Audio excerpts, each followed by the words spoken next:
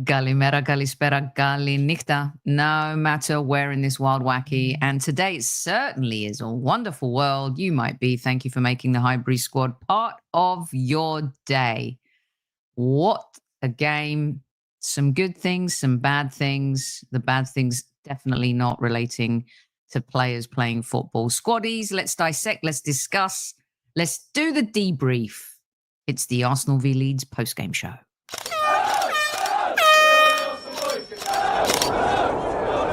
Mind the gap between the train and the platform. Please stand clear of the discussion doors. The next stop is Highbury Squad.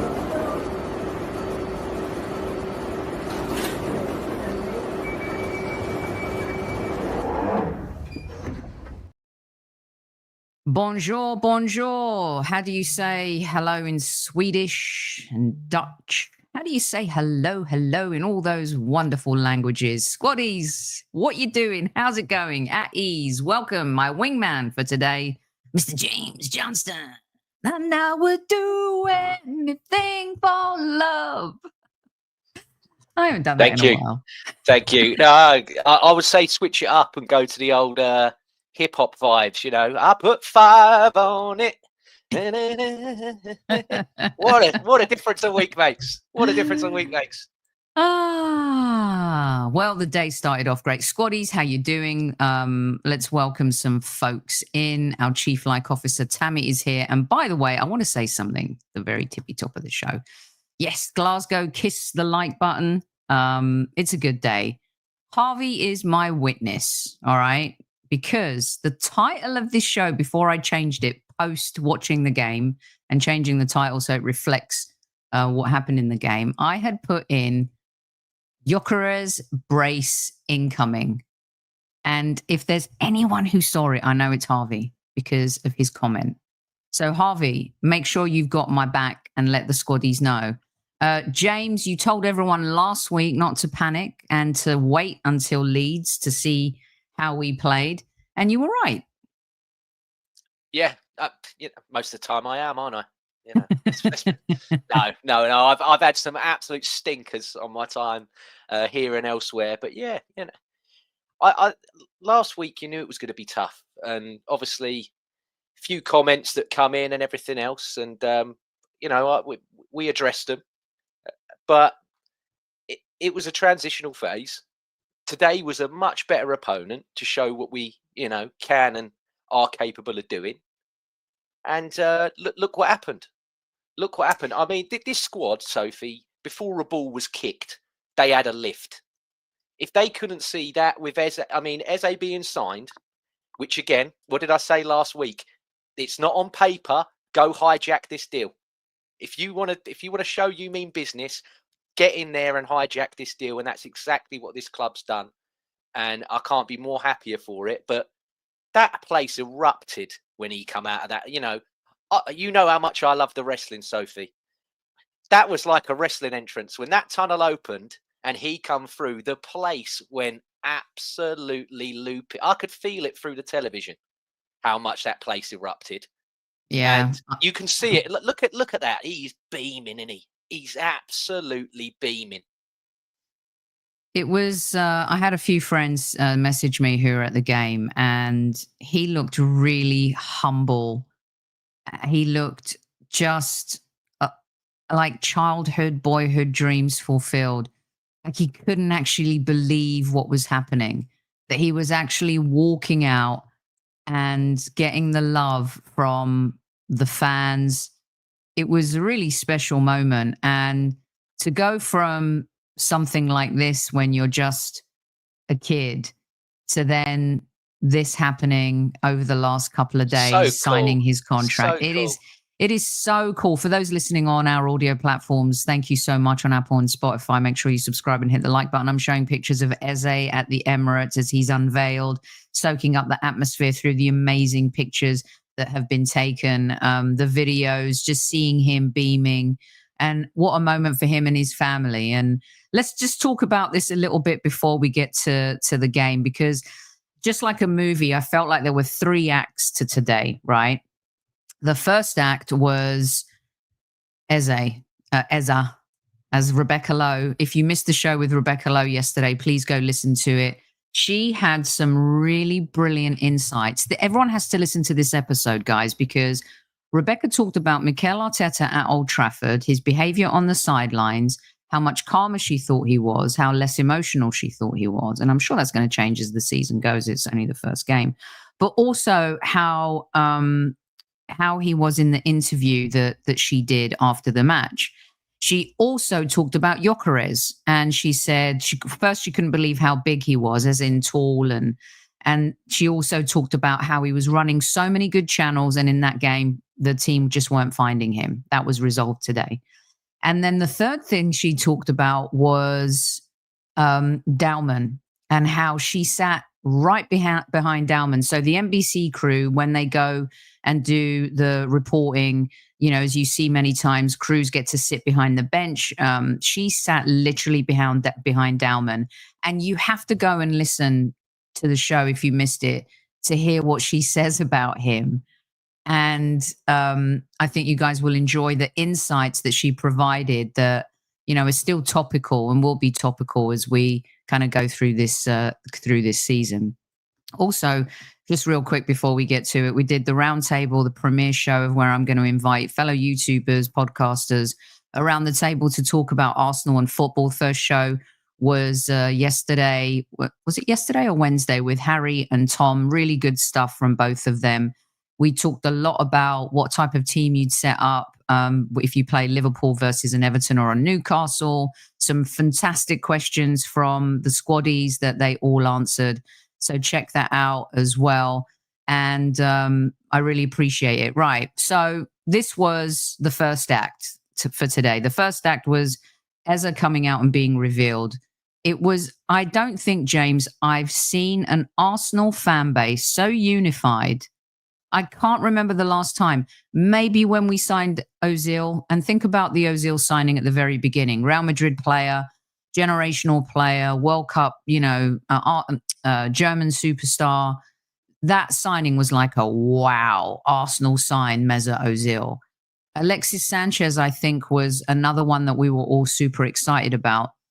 The fan base and the behavior of the fan base over the last couple of days has just been nothing short of beautiful to see. And then when you see Eza coming out with his smile, and everything was just perfection.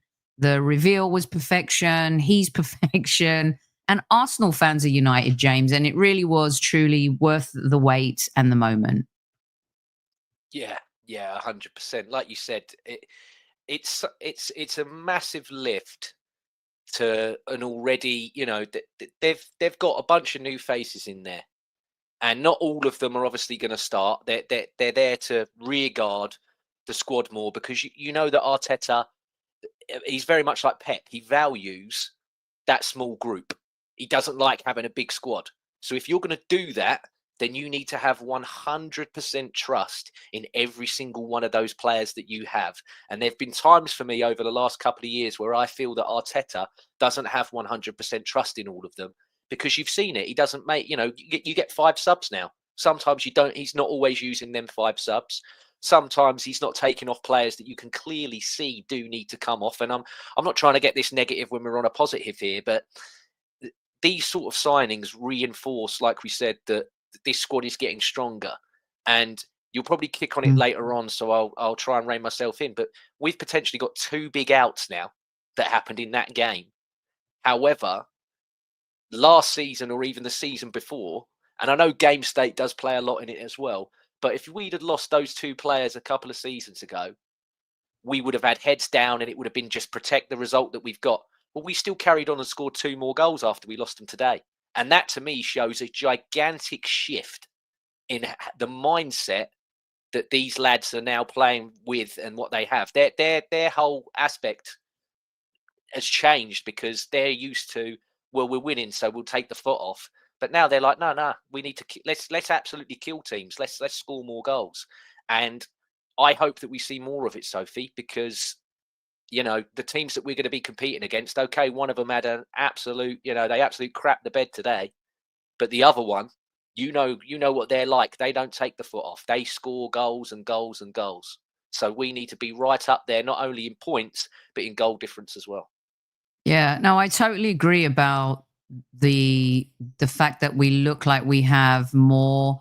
When you look at the bench, it's so much more impressive than it was last season and the season before. The preparedness was what we lacked last season. When those injuries came, we really felt like lost at sea.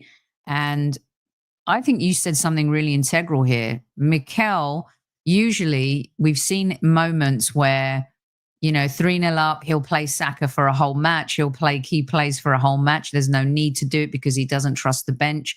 Today, we're up 4-0. He's starting to make changes. I think that's really important. It shows the trust, but also he's probably learned a lot of lessons from making sure that players aren't overly played. And the whole purpose of this summer was to build a bigger squad and to bring in players who not only just kind of fill a roster, but players who can contribute. Mosquera coming on looks really calm and at ease with his role. Miles Lewis-Skelly knows he's not going to start every single game this season. Comes on when you have that quality to come on, just really where we need to be, right? And Madueke comes off, young Dowman, will talk about him, but it just feels like much, much more complete. And I can't believe I didn't put it up here, but I did have a picture of Martin Odegaard because he had 200 appearances today, and a great milestone for him, but he gets injured. But let's just finish off the Eze thing. He's here. He's our player. It's beautiful. Now it's all down to him. How successful do you want to be as a gunner? It's all down to you. Wish him nothing but the best. Today is the perfect example of a game that he would have come on and played in. Odegaard, we don't know. We're not going to talk too much about the injuries because we don't know yet, right? If you get some quotes from Mikel Arteta's post-game presser, please put them in like we usually do in the live chat, squaddies, so we can hear what Mikel has to say as well. So Eze's here, down to him. He's probably going to start against Liverpool or play a role somehow. If Odegaard's still injured, I think Eze would start in the 10 over Waneri. What do you think on that one, James? And if Saka's down, we were talking in the green room. I mean, Dowman is legit. Yeah, well, this is what the guy gets the big bucks for. I like Sophie before every game, and I do it on my show as well, where I do in my head what my predicted lineup will be, and I love doing it. And it's stuff like this where, like you said there, if you want to, is Eze going to go in that role? Are you going to put him as another 8/10? Are you going to keep him on the left-hand side, or are you going to put Madueke on the right? And then we got options. Trossard come on again today. He can go there if you want him to go there. He's got a plethora of players at his disposal to choose whatever he likes to do with. Have I got preferences on what I would do? Oh, 100%. For me, I look at it and think, you've paid out all that money for Nwaneri to get that new contract. You were desperate for him to sign that new deal. Last season, and I don't know if it was what David Hillier said about where he didn't feel he filled himself physically enough for him to be able to trust him, but now he feels that physically he's developed, as well as always having, the tech, as the young boys and girls say these days. He's still got, he's a techie, he's got the tech as they call it. So he's got that now. So I would back him in that role. I would probably put Eze on the left-hand side. And I'm going to say it, Soph. I'm playing Doman next week at Anfield. I'm playing him because he's a live wire. I know he's got double maths and double history next week, but, they're as much as you've paid 52 million quid for Madueke, and I'm a Madueke fan. I'm going to sound like Chapel Roan. I'm in the Madueke club. I'm one of them. I like the guy. I'm one of the few that do. But sometimes you just see something and you go, this guy's special. And then the volley today that nearly went in, the one where he cut in and he skied it. I'm like, nah, you can't take the shekels off. You can't take the shekels off. I think that right now he comes on as a super sub and he gets ingrained in the game. I think starting him at Liverpool, I don't see that happening. You've got to protect him. You can't throw him into the lion's den like that. He's still only 15 years old. Dude's body hasn't even, he's still got 6 more years until he finishes growing. I mean, it's crazy. And yet he plays so fearless. The dude doesn't care. He's like Lamine Yamal. They just don't care. They go at Miles Lewis Skelly's like that. I'm just going to go out and play football. It doesn't matter if it's in the playground or to them, it's just playing football. And there's a big difference. I think Waneri maybe allowed some of that pressure to get into him mentally, you know, trying too hard a little bit at the beginning. But, he's fearless too. But Dalman has that X factor.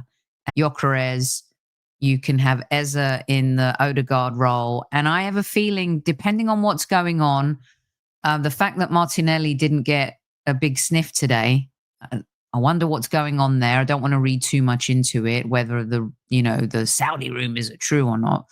We had Ben Jacobs on talking about that about a month ago. But, Trossard will probably, if it's not Martinelli, it'll be Trossard.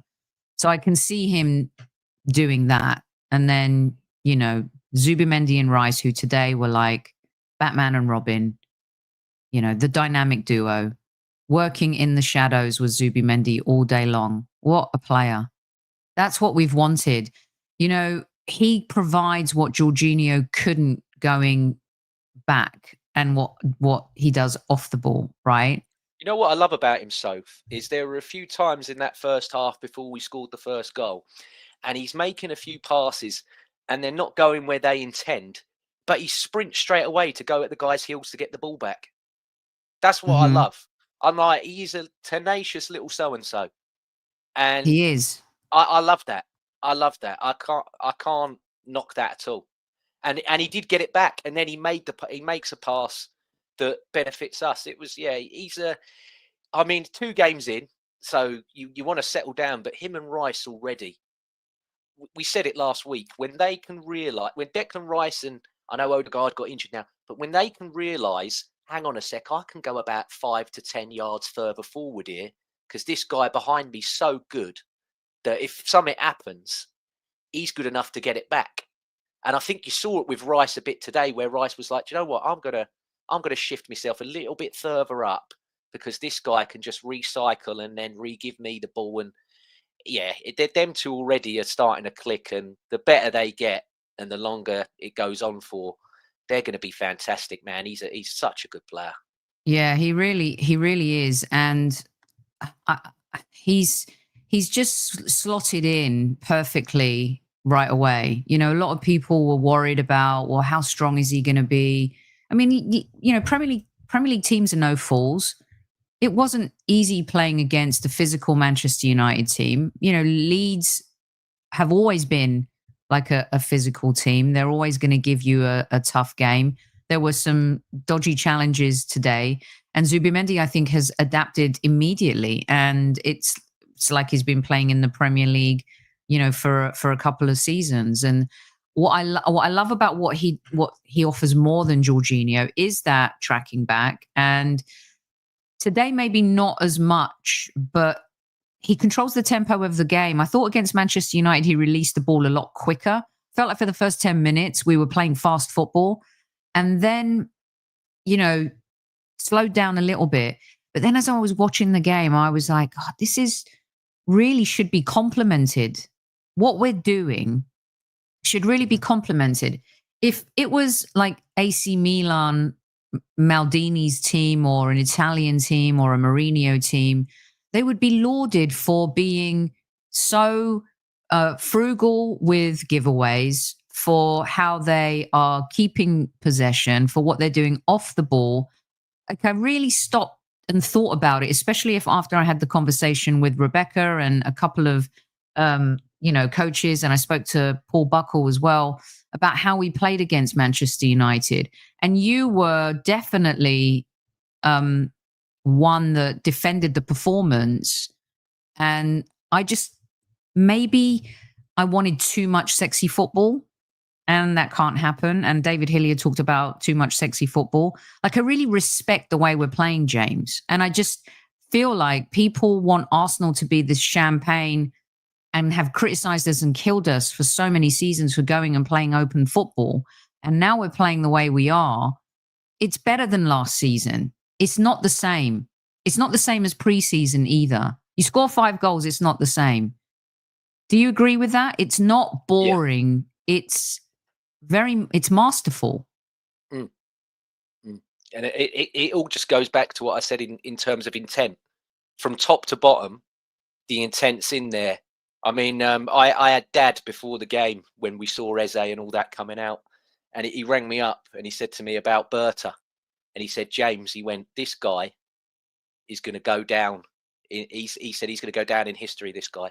And he went, do you know why? Because he said, unlike Edu, where Edu wanted everyone to be his friend, he said, this guy goes, if you want to be friends, that's great. But first and foremost, I'm your boss. And he went, I do work. He's like, if we get on and we're friends, that's a bonus. But I'm working. You know, like you said about people operating in the shadows. He don't like doing it. He don't like doing interviews. He don't like being front and center. I know he's in the pictures, but you can see he's a very reserved. You know, he probably goes into Colney with his phone, gets his espresso or whatever first thing in the morning, says hello in his office. He's working. Yeah. And that's the difference. I mean, Arteta in that conference, I'm not saying he was having pot shots at Edu, but when he said about, you know, the difference and how quick we can get things done compared to how things were done before, I was like, is that a dig or is that just stating the obvious? You know, it's one of them where I'm like, you never know with Mikel because he's got that. He's from that Pep school of. Oh yeah. It's not a straight insult, but it's subliminal a little, zingers. Yeah. It's one of them backdoor. You know, what is it? The old studded mink where it's like, I'll rub you on that side of the glove and slap you with the studded side. Yeah, backhanded. James, and again, listen to the Rebecca interview. Do not pollute. Yes, it's on the channel. It's literally on the top shelf because we just did it a couple of days ago. He's gotten so much better as well in how he control. It's like the journalist that said, I'm going to ask you about the 3 letters, and he goes, "Mum." Yeah, it's funny. Legend. I mean, that was funny. Right. I want to get to this, guys, and squaddies, get ready. And many of you will be listening to this on replay. Let me know what you think, because Saeed and Lee and many, many others, our Chief Like Officer Tammy Stills as well. James, I want to get your take. Do you think we looked more fluid? And again, we want our players to be healthy. This isn't an indictment on Odegaard at all. We need him. We need Havertz. We need Saka. But let's start off with Odegaard. James, how did you feel about the team performance when Neri came on in that role? And do you agree with some of the squaddies who were saying, like Lee, we moved the ball a lot quicker when Odegaard went off? What did you see? Yeah, I do agree with them. And again, I hate to regress back to last week, but there was a lot of stuff on our data last week in terms of what we did. And we were playing as the second fastest team in the league in terms of our attacking and trying to transition. And also we were second in the league for the amount of distance covered. But primarily a lot of that was what Odegaard and Zubimendi were doing, because they were coming out and carrying the ball a lot more. And the reason why, and I agree with everybody here about, we moved so much faster. I think Odegaard this season has been instructed that when you get the ball, you know, have a run, you know, bring it out a bit more and move with it. Don't just instinctively straight away, short little pass and move. Play a bit more. And he had a lot of data that is nowhere near what he normally has in terms of carrying the ball last week at Old Trafford. And I think there was a lot of that he was doing today. But unfortunately, like last week, he had a tendency to keep the ball too long. And now where he doesn't have that, now where he isn't keeping that ball for such a long time as compared to Odegaard. So that's why, to me, it seemed a bit more faster and a bit more choppy. But also as well, game state. You know, when it was 0-0, I know you want to get up there and you want to score and everything. But again, Odegaard, much like what Arteta and we were saying, maybe he's departing from it, but it's still ingrained in him. It's very much, he's still got that basis of control first. I mean, Sky over here in the first half, Soph, there was a moment where Zubimendi played one into him, and all he had to do was give the little 5-6 yard pass to Zubimendi, and Neville cussed him big time and was going like, why has he done this here? Why has he gone for the... And that's what I think he's instructed to be like that, though. I don't necessarily think that's him in himself. I think that's an instruction. But at the same point, yeah, I agree with everybody. It definitely went so much more faster when Nwaneri come on, because Nwaneri, probably hasn't been told, carry for me, run with it. He can do, but I don't think he's been told to do that. Well, he hasn't been overly coached yet, but I agree though with Omar Gunnar. I think as much as he moves the ball forward and he's good, he does have some moments where I think if he's trying too hard, perhaps, of course, he's trying to make a great impression, wants to play more first team football this season, maybe with the injury he'll get his chance. He can be a little clumsy. This is why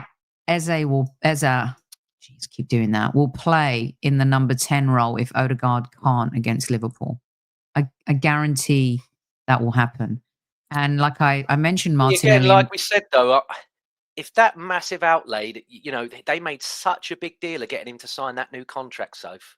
And if Odegaard, and he made a point saying he's not a winger, he's an 8. And so to then not back him, even though you've got Eza coming in, I think that would knock Nwaneri down again. No, when you've lifted him that high, I think that would knock him down a peg. I'm not saying that why not do it, because you've seen, Eza primarily is better as a 10 than he is as a winger, but he can do both.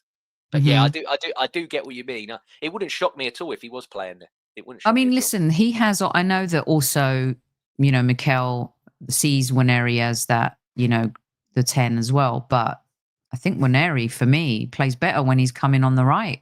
I like him in the cup games, especially like when he has that a little bit of freedom and he plays on the right. I wouldn't be surprised if Eza plays the 10, Nwaneri plays on the right, and Madueke plays. I thought Noni did great today. I thought that he made an effort. He tried. It took him a bit to get into the game, but I thought that he put himself in good spots. He just needs a little bit of time to get on the same page, even more so, as do all of these players. It really started to click as the game went on. But Madueke or Martinelli on the left, maybe you'll see Nwaneri on the right. The fact that we're having these discussions and we're talking about, this as opposed to panicking and, oh my God, who's going to play? What are we going to do? It's a really fantastic spot to be in. Good evening, Albert. Good to see you. Hope your watch along went well. That answered this question: Aren't Calafiori or MLS at Anfield? Miles Lewis Skelly for me. Calafiori's such a hot little mess. I love him. I think he's going to back Calafiori. I know I would rather the better defender for the day. Yeah, I think he's going to back Calafiori. Yes, because where they've looked ropey at the back, he's going to want the marauder. He's going to go, do you know what? Get in, like you said, go in there and give me some hot mess. Give me some hot mess. He's the chaos, and you know what? What I do love about him is in the first 25, 30 minutes, he was really one of the only ones pushing the agenda of moving forward and marching forward. So yeah, I mean, I wouldn't have issue with it, especially when you have the cover that we have now as well. Sophie, why do our players get injured? Asked James. I think we're going to talk about this a little bit more once we know what's really going on with Saka and Odegaard. I can throw a little bit in there if you want. Go on. Please do, James. Yeah, I think it goes back to what happened with the original Colney move. So obviously Watford bought off us the old side of Colney that we used to have. And then we moved into the new bit that we've got now. But that new bit that we moved in now, the foundations was actually a car park. And apparently there's been England players from when they used to train there, and they were so glad when St. George's was made, because they said playing at Colney, I remember Rio Ferdinand said it. I'm trying to remember what other Man United player it was. I can't remember off the top. But they were like, that ground is so hard there. And they're like, if you do intense training there, which Rio Ferdinand even admitted, he's like, I've been at Arsenal to watch them train. He went, they don't slouch, they don't muck around. And he's like, they're rock solid. So again, I don't know if there's a case of maybe that needs to be what's the word I'm looking for? Excavated? Help me out. Excavated. Yeah. Yeah. I've said the right thing. That's good. I thought I was having a moment there, but put my teeth back in. But yeah, so I don't know if that's something that we need to do again. But yeah, there's definitely something there about the surfaces. But again, as well, I hate to say it, but we just have rotten bloody luck as well.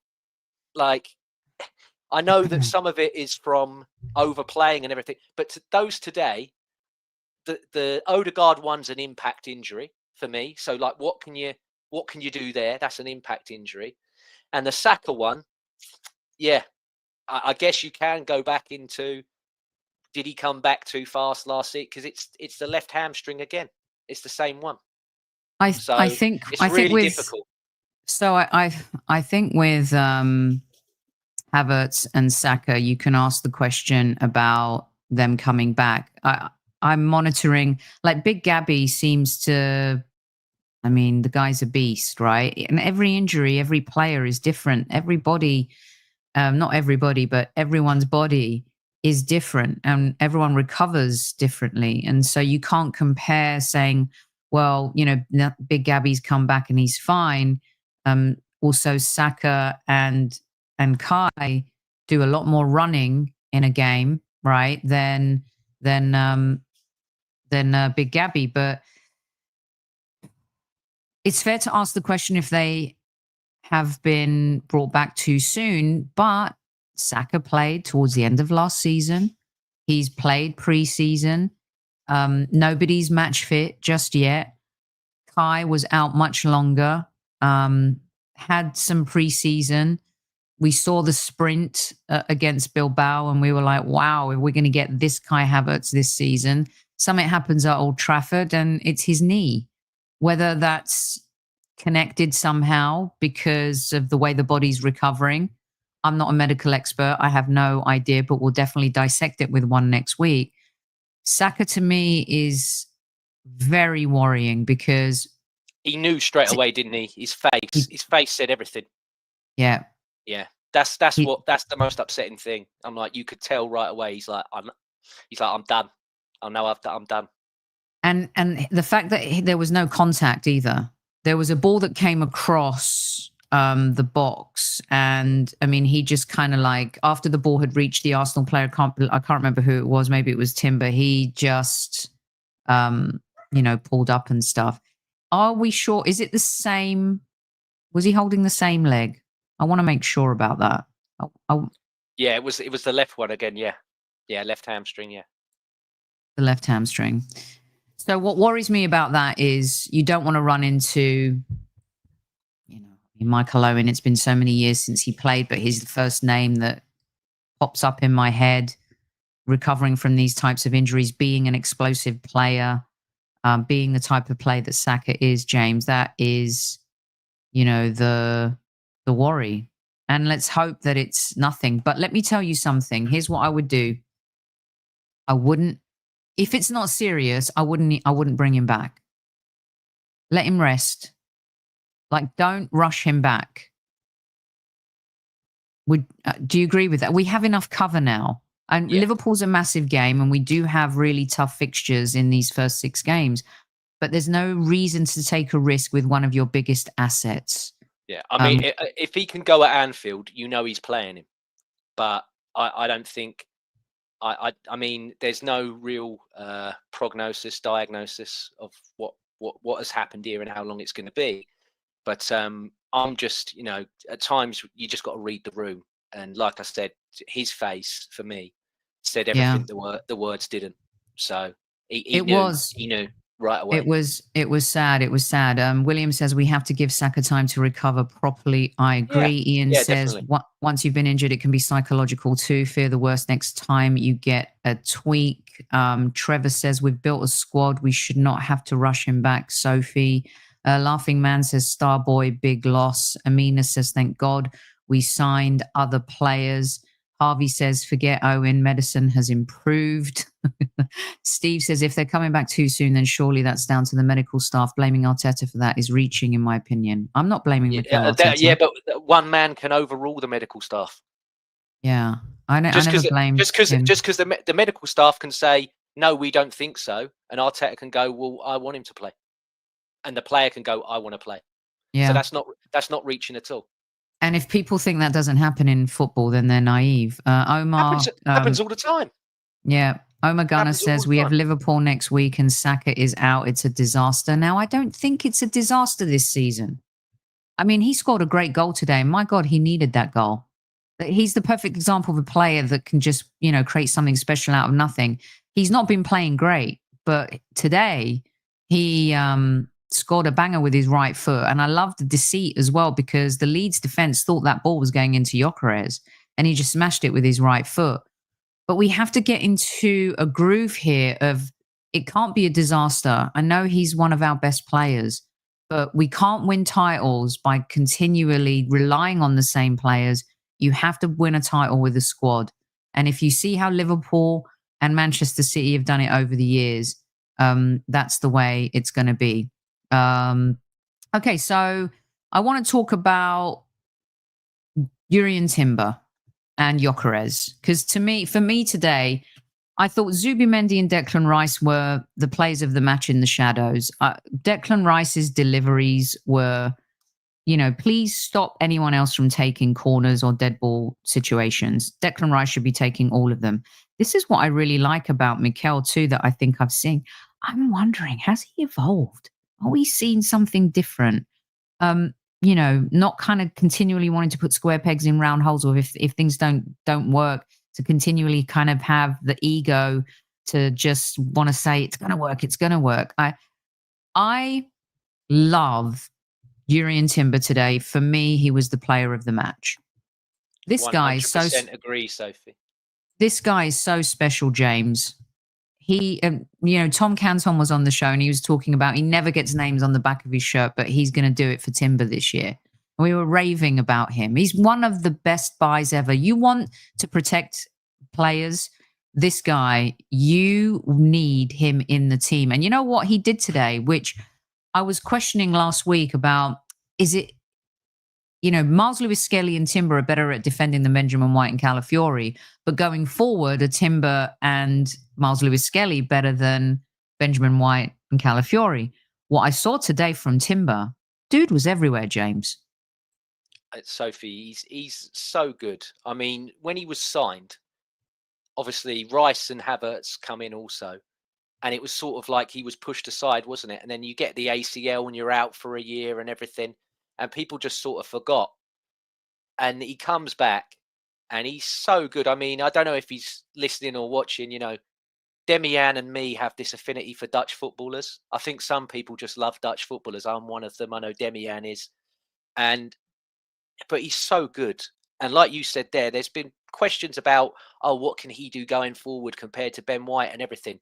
As much as you said a minute ago about Saka and that finish, it's all about that pass from Timber. If Timber doesn't play that ball so perfectly with such good weight and precision on it, Saka's never getting that opportunity to open up and smash that ball in.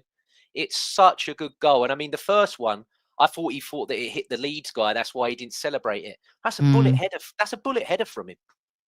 That's like like we said about last week with Calafiori, that's like a forwards instinct in the box. That was the same from Timber. He took that like he's a seasoned centre forward, that header. Bit like the one that he did against PSV last season in the Champions League. Brilliant. But yeah, he's so good. He's one of my favorite players easily.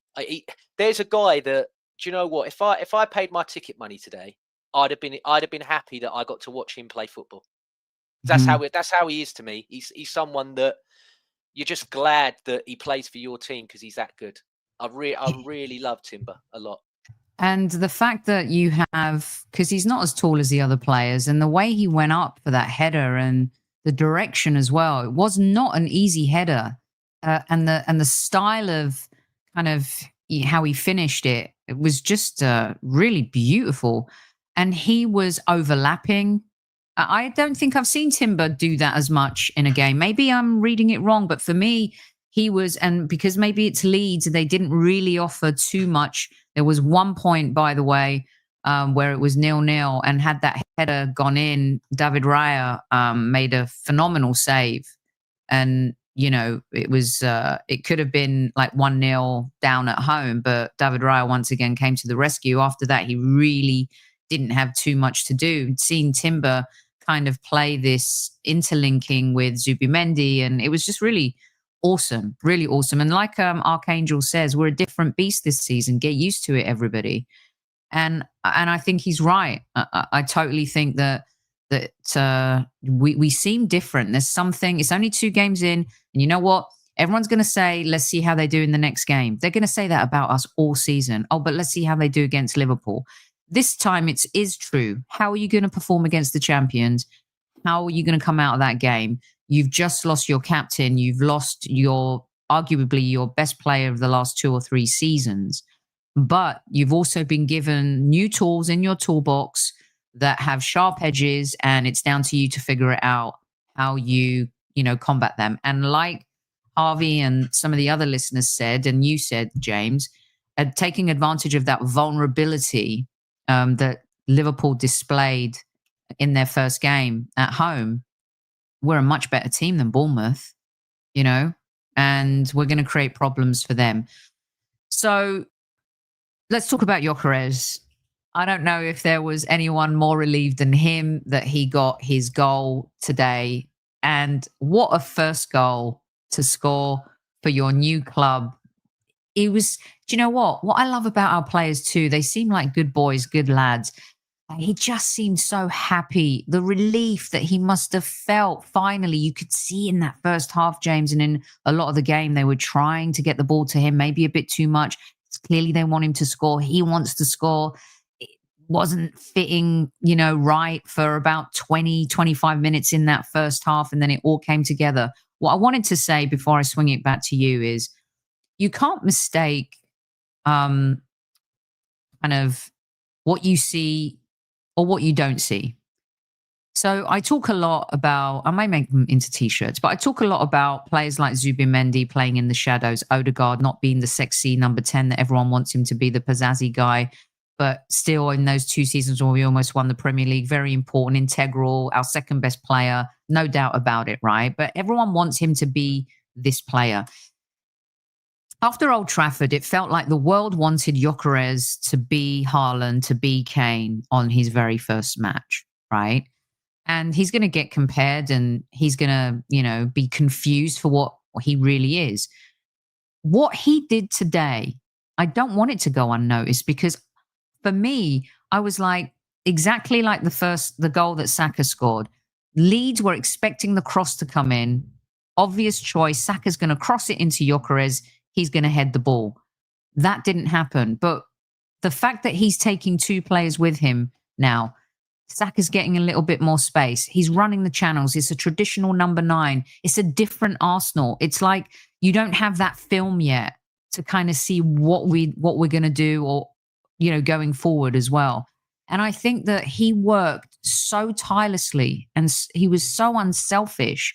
And then on top of that, to get the goals that he did, the penalty, that's pressure, right? Rice has handed you the ball. You're at the Emirates. Everyone's waiting. Everyone's on the edge of their seat, and you bury it, without any hesitation. That now is going to give him all the confidence. James, I don't know if you think I'm talking out my backside, but to me, I felt like GYÖKERES had a brilliant traditional number 9 game, and then his hard work paid off. He made that goal himself, the first one, the way he took it with confidence, went through 2 players in the penalty box, and then he gets the penalty as well. Yeah, no, Sophie, I will never think you're talking out your ass, so don't worry about that. Don't worry about that at all. But yeah, no, and Steve Stone, again, he makes a great comment there. The first chance, you saw his face after, and he's like, oh, not another week. Not another week of this. He did rush. He could have took a touch, set himself, and then probably scored that first one. But I saw a lot of stuff about GYÖKERES last week from people that claim they support our club. Not just, we knew what rival fans are putting all the pictures up of the Timberlands, he runs in Timberland boots, and, they were doing the meme where you make the person's cheeks really fat and everything, saying how slow and sluggish and everything he looks. That goal that he scored, the first one, we have not had a centre forward in our side that scores a goal like that since someone else that wore that 14, and it's not Aubameyang. It's a man that's casting. It's a man that's casting bronze outside. He just went, I'm having that. I'm skinning 2 of them, and then I'm rifling it in. And the finish was a bit scruffy. But did he care? No. Did I care? No. And yeah, like you said, the relief and everything. Does the celebration in front of the fans, which they've all wanted to join in. We're all wanting to do it. And yeah, brilliant. And then you say about the penalty. Well, he didn't just take the penalty, did he? Oh my God. He smashed that. He absolutely rifled that penalty. Like that, the venom that he hit that penalty at was unbelievable. And again, the celebration. I liked where he was flicking his hair back as well, saying, I'm the man. Do you know what I mean? Like you said earlier, we've got a lot of players and boys in this team that you think are nice. And I've always said, I know we've got a few nice ones, but I need 1 or 2 bastards. All the great Arsenals that I've supported growing up have had a bastard in there. And I know Ben White gets the annual I'm the bastard of the group title, but this guy's an enigma. And he is someone that will probably rifle other fans up. Like he will wind people because he smashes in. You saw it with some of the Leeds players today. He smashes into people. Next week at Anfield, he's going to look at Van Dijk and he's going to look at Konate and he's going to go, I'll have it with you two. He's going to proper want to. In about the first 5 or so minutes, he's going to bash one of them. Soph. He's going to bash into one of them. He is, because the guy's an enigma. He's like, just to let you know I'm there. I'm smashing one of you early. I love it. I loved, because a lot of people thought he touched his hair too much when he was putting on his shirt, when he was first revealed and stuff like that. So I loved it. And you're right. Demian says this all the time. I'll let him define it, but he says something like, I want to have players. I want to have players who I would like to see marry my sister, but I also want to have players who want to sleep with my mum. To be fair, he spotted. Demian will know because Demian's a musician, and he knows band dynamics and he knows music dynamics. And that guy's a frontman. That guy is. I know he plays up front, and it's quite an easy analogy to make, but he is a frontman of a band. You got people, you got bands that, prime example. Okay, Oasis, you got the 2 brothers, and I know people know Bonehead and they know that, but the others, they could walk down the street and no one will know them because the sole focus is on Liam and on Noel, and that's what GYÖKERES is like. GYÖKERES is like the other guys can go about their life. But not in a somewhat selfish, but not overly selfish. But he is like, I am this football club. I know Saka's front and central and everything, but GYÖKERES is like, this is my team now. I'm here, and he's going to keep on scoring for me. And I'd love him to score next week because we've got the players that can definitely do that. And I agree with Lone Star here. Despite scoring 5, I was most impressed with how quickly we recovered the ball out of possession, and that's how the Saka goal. Yep. The Saka goal came exactly like that. We lost the ball. Declan Rice recovered the ball, passed the ball quickly, and Bosch, there it was in the back of the net. So yeah, I felt like it was Thunder Road. So.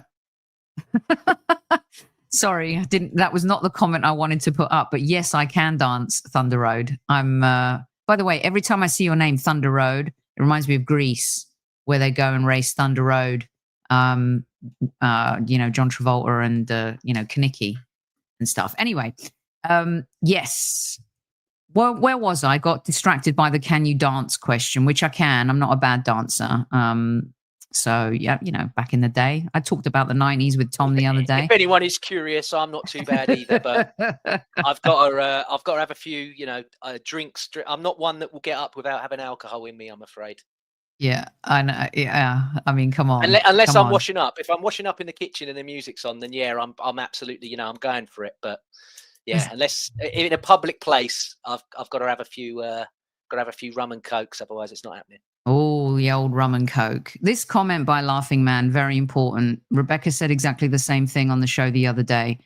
As long as most of our defenders and Raya stay fit, we're winning the league, best defense in Europe. And let me tell you something. I did a show and I talked about how you can, we can score goals, we can create. These guys are the most important guys. These guys need to stay fit. Miles Lewis-Skelly, whether he starts or not, Benjamin White, whether he starts or not, Urian Timber, William Saliba, and Big Gabby. There's a spine to a team, but then there's the backbone to the team. And the backbone to our team is the defense. And I think that our defense is, if they can stay intact and, whether Kivior stays or goes, you've got Mosquera now, who looks like he fits in just fine. Yeah, sure, Kepa is a good backup goalkeeper, but your core, I'm not saying that you can win the league without Saka for like 3 months. I'm not saying that, but you cannot afford to lose Saliba or Big Gabby, James. They're everything. Yeah, great point. But can I just say as well, you put Mosquera in the middle of that picture. When he come on today, has he got bigger since we last saw him? He looks massive. I don't know if they got him a smaller shirt or something, but he looked massive. And he's a good huge player. I know I'm jumping the gun early again as well. He's a good player. He looks like already you can just see the signs of, even at right back, I'm like, there's something about you. There's definitely something about you. I want to see more. I can't wait till he plays even more because he looks promising. There's something there. Definitely something there. Definitely. He Kevin Hatchard, we talked about him when we signed him. And another, if you want to search on the channel, Kevin Hatchard, there's a great episode where he talks about Mosquera and we go through all of his attributes and stuff like that. One of the things he said that his weak spot right now is getting better at distributing the ball. Hasn't had to do much of that from when he's come on, but in terms of positioning and, his physicality and being in the right place at the right time and being sensible with the ball, I like what I see. I really, really like what I see. Okay, so let's finish here. A bit longer than I wanted to check once again. Sophie goes over, of course. We'll be talking a lot more about this game. A bit of me as well. We'll be talking a lot more about this game and we'll be previewing Liverpool next week with some very special guests. And of course, coming back to Squad Central is our double annual chat with the legend, Stevie Nicol. For some of you, he's a curmudgeon. I love the guy. And you know what? To have gone through Anfield 89 and to be coming on this show and talking football with me even prior to this for about 10 years says a lot about Stevie Nicol. So Stevie Nicol will be back on Friday. Actually, we're going to do a show on Friday next week with Stevie where we talk about the game. It'll be interesting to see what he thinks about the Arsenal up to this point. The gaffer, a couple minutes each here on the gaffer, James. I think he started off the season flawlessly, dare I say. Yeah, he's done. He's done what he needs to do. Again, next week, haven't won at Anfield since, what was it? I think it was Podolski and Cazorla's debut, and they both scored. It was that a lovely purple and black kit before it got ruined against, was it Bradford that we lost in the Carabao in it? I think that was a sexy shirt, that black and purple one back in the day. That was a lovely shirt. But yeah, got to go there and make a statement. We need another statement win. So let's go up there and do it again. Like people have said earlier, what we got to fear? Fear itself. Exactly. No, go up there and impose yourselves again. Let's go for it. Yes. Free from three, please. Happy days. Josh Kroenke also did an interview. We'll talk about that on Monday Madness with our special guests. So don't worry, we'll get to that as well. Again, I think that we're in good stead. Mikel Arteta has started off the season really well. We saw 5 goals today. Goal difference is important, as we know, in this league, especially if it's tight. He trusted his players to come on. Dissect gave me a little snippet of what he said in his post presser. And apparently he talked about learning from injuries last season and making changes. That's huge. That's a huge admission.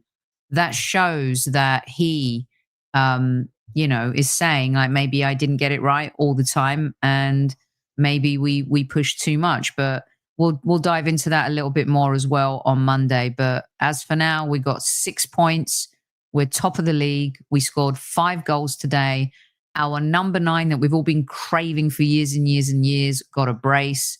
It's great to see young Dowman come on and razzle dazzle and win a penalty. Good to see Nwaneri get an opportunity. Decent performance from Madueke, who's going to be versatile for us. Zubimendi and Rice, that partnership could end up becoming one of the best in the Premier League. David Raya didn't have to do much, but when he did, he was on fire.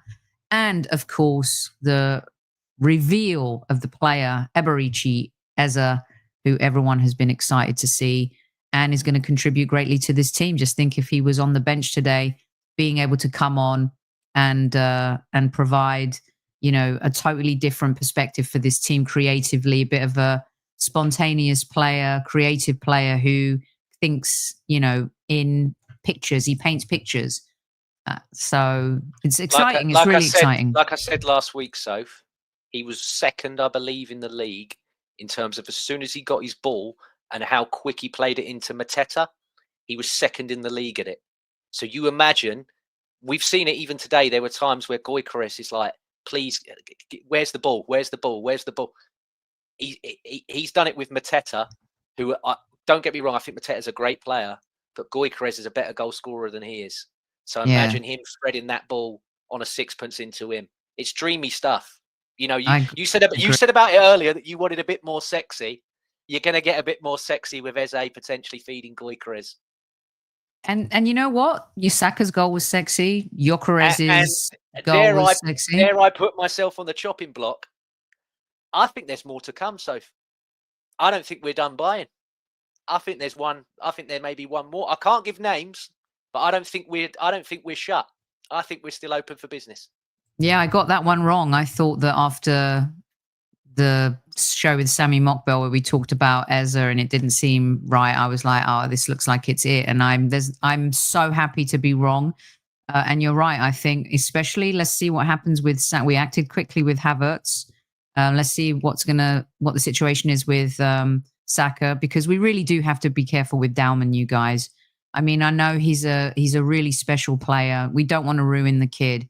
And it's important that, now the expectation is going to be super high. He came on, he had a superb game. Once again, wins a penalty. That's 3 penalties he's won, 2 in preseason, 1 in this match. He's a generational player. We've got to protect him at all costs. James, quickly tell everyone where they can find you, mate.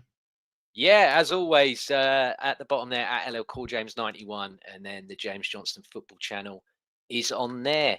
Please take a look. If you've enjoyed me on here, have a butcher's, because we did the Arsenal show the other night and it was great. I had all my old school friends on there, and we had a blast. Sophie, it was one of the easiest hosting gigs I've ever had. Yes, they carried the whole show. It was amazing. That's amazing. I was living the dream. Yes, amazing. And Lynn, you're right. Sophie, you thought we weren't. I said I'm wrong. I was wrong.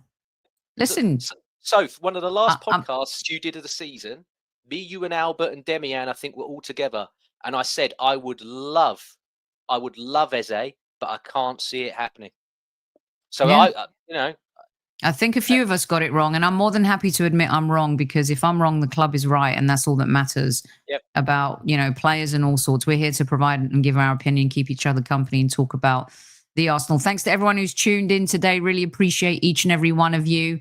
Make sure you share the show with your friends, and look forward to seeing you for Monday Madness. I think we're going to go live after the Liverpool-Newcastle game, because that's just going to be fun. So why not do a late one, right? And let's talk after the Liverpool-Newcastle game, because my goodness, that is going to be quite the spectacle. Until then, my squaddies, I love you lots like vodka shots. Don't forget to tell your loved ones you love them. At ease, everyone, at ease. 5-0 to the Gunners. Stick that in your pipe and smoke it, you critics.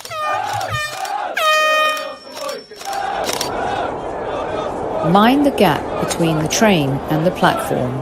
Please stand clear of the discussion doors. The next stop is Highbury Squad.